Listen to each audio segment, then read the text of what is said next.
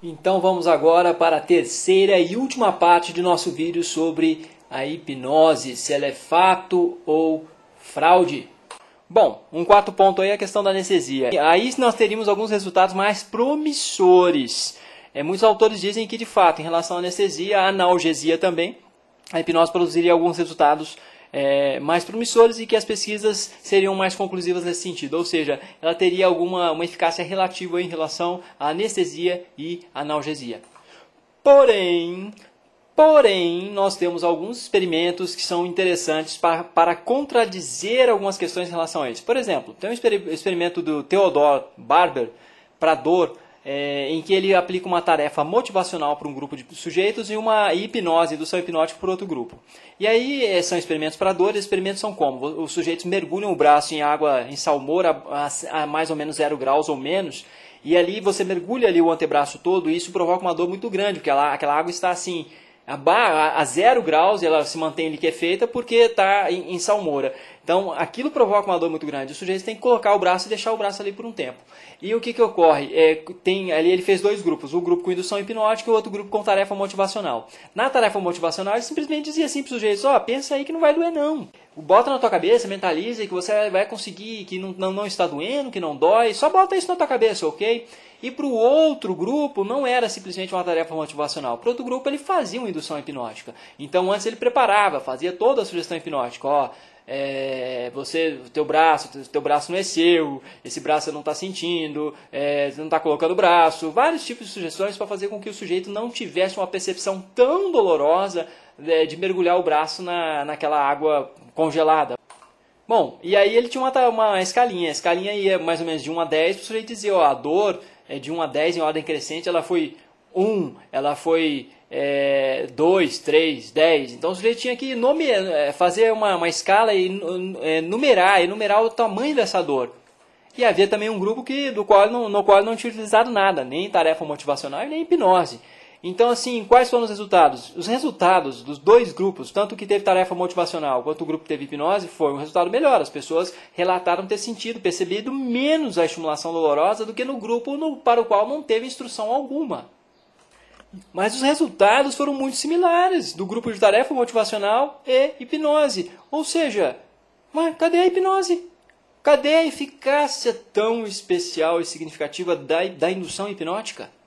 Esses resultados do Barber, eu não sei o quanto foram replicados, são replicados ou não, mas são resultados interessantes para contradizer as teorias de estado, novamente para contradizer essas teorias. Então a hipnose não é muito diferente de várias outras técnicas das quais a humanidade já se utilizou e ainda se utiliza. Bom, mas aí a gente está entrando num outro campo danado, né, que são os correlatos fisiológicos e psicológicos da dor. Porque anestesia e analgesia são fenômenos extremamente complexos e também muito controversos. Não temos muito consenso e conhecemos muito pouca coisa acerca de dor, o que é dor, o controle da dor, percepção diferenciada da dor. Ainda não sabemos muito disso. Então, a grande questão, para mim, não é que a hipnose seja uma coisa absolutamente diferenciada, mas a anestesia e a analgesia é que é a questão.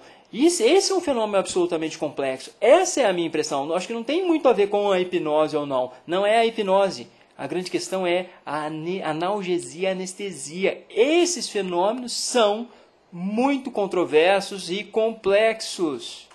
E sabemos que a dor tem seus correlatos fisiológicos e psicológicos. Psicológicos é o que essa pessoa diz que ela está sentindo. E os correlatos fisiológicos geralmente são o quê? São uma frequência cardíaca alta e uma pressão sanguínea alta. Então, está com pressão e frequência cardíaca altas, o sujeito está, de modo geral, sentindo dor extrema. E é isso que observamos também, por exemplo, na UTI. Lá na UTI, quando eu observo os monitores, eu estou observando muito isso, principalmente quando o sujeito não está conseguindo verbalizar, quando o sujeito está completamente encarcerado e não está conseguindo reagir.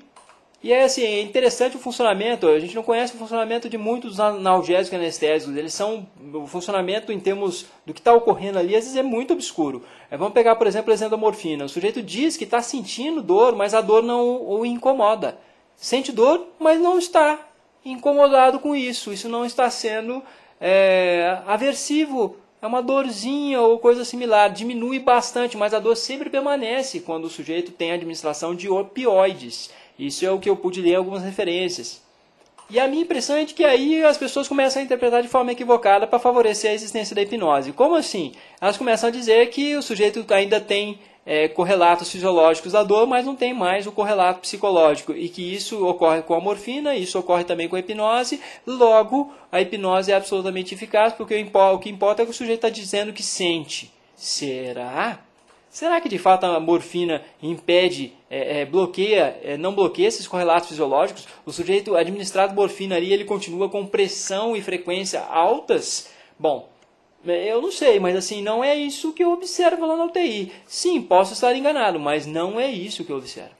Mas há outros fenômenos extremamente complexos em relação à dor. Por exemplo, a questão da dor no membro fantasma. O sujeito perdeu a perna, perdeu o braço que seja, e ele continua a sentir dor. E não tem terminação nervosa para isso. Então, assim, que fenômeno é esse? Há muita coisa complexa e ainda obscura em relação à dor e à anestesia, ok?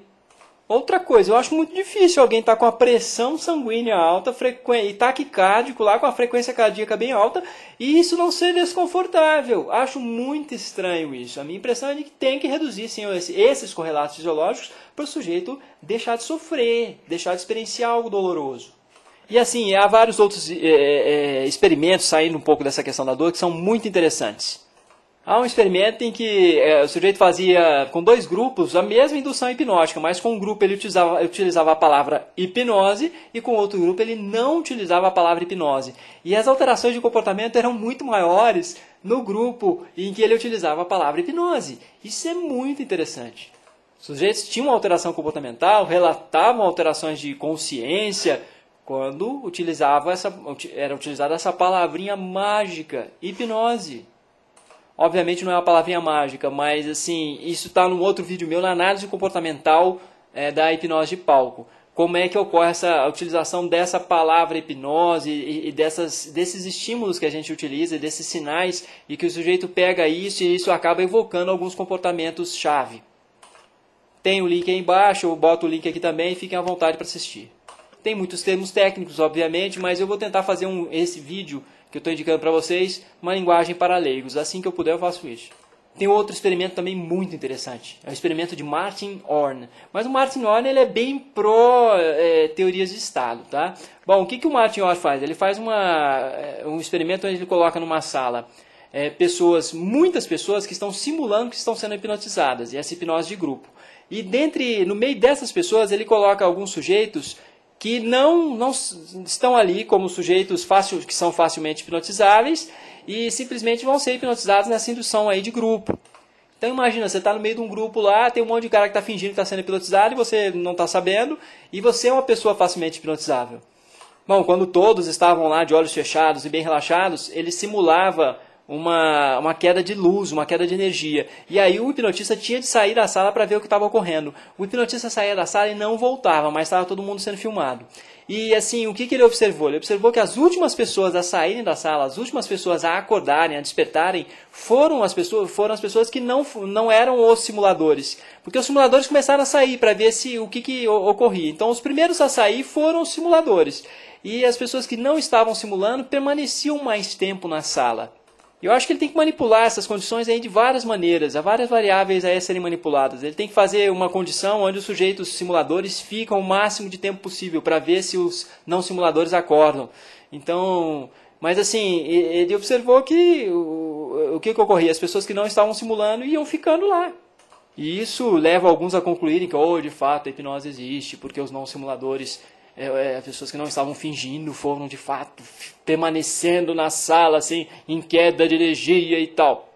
Eu acho que tem muitas variáveis envolvidas, muita coisa aí para ser trabalhada, pensada e questionada. Esse é o âmbito científico da coisa, ok? Para os teóricos de não Estado, o que ocorre em rituais religiosos é hipnose. A hipnose já existe, né? Desde que a humanidade, desde que existe palavra, canto, dança e influência de uma pessoa sobre o comportamento da outra, e xamanismo, então desde sempre existe hipnose. E aí você tem essa indução hipnótica em rituais religiosos, que eu acho assim, extremamente envolvente, vamos dizer, eu acho muito mais envolvente do que essa indução clássica, toda asséptica, criada na sociedade burguesa de final do século XVIII. E também a indução hipnótica por dramatização, que eu acho fabulosa, porque aí é uma coisa mais dionisíaca, mais teatral, e é a que eu tento aproveitar, inclusive no CAPS, no Centro de Atenção Psicossocial, que é a saúde mental do SUS, onde eu atuo também. E lá tem um grupo de teatro. E lá, muitas vezes, a gente acaba produzindo esse envolvimento muito grande, que eu acho que é de ordem hipnótica, xamanística aí, e eu tento, ali eu acho que é muito mais interessante, muito mais envolvente trabalhar dessa maneira, com o teatro. Porque trabalhar com religião é uma coisa muito complicada. E também não é a minha praia. Minha praia é o teatro. Bom, vamos lá. Próxima questão. Transe. O que é isso? O que é transe? É outra coisa complexa, porque assim, não há correlatos também neurológicos, fisiológicos do transe. Então não é conclusivo isso no meio científico. Ah, o sujeito está em transe, então prova. Como é que você sabe que ele está em transe? É simplesmente pelo que ele está manifestando em termos de comportamento, pelo que ele está dizendo? É muito complicado.